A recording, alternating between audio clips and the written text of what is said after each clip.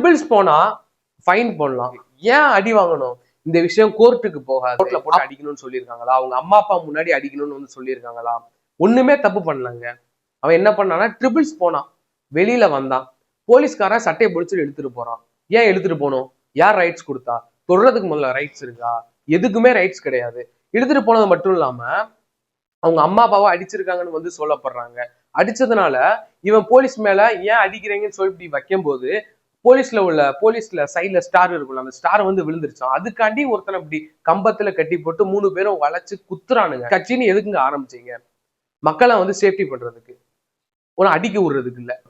Police வந்து எதுவும் கேட்டேன் அப்படின்னா நான் கட்சியில இருக்குன்னு சொல்லிடுவான், அவன் தப்பிச்சிருவான். ஆனா இந்த ஓட்டு போறீங்க பாருங்க மக்கள், நீங்க தான் நான் அடி வாங்கணும் எல்லாத்தையுமே.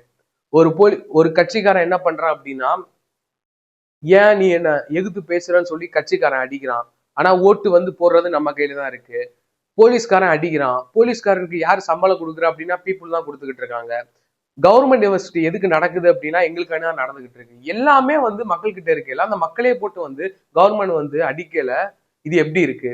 இது ஏத்துக்கிற மாதிரி இருக்கு அப்படின்ற மாதிரி ரொம்ப யாருமே கேட்கல. எல்லாருமே சுயநலவாதியா வந்து இங்க வந்து மாறிட்டாங்க அப்படின்றதான் ஒரு ஃபேக்டான ஒரு இஷ்யூ. சுயநலமா நீ வந்துட்டு நீ பறக்கானாயி நீ செத்துப்போ அப்படின்ற மாதிரி இருக்கிறானுங்க. மக்கள் வந்து என்ன நடந்தாலும் வந்து நம்மளுக்கா நடந்துச்சு அப்படின்ட்டு போயிடறானுங்க. ஆனா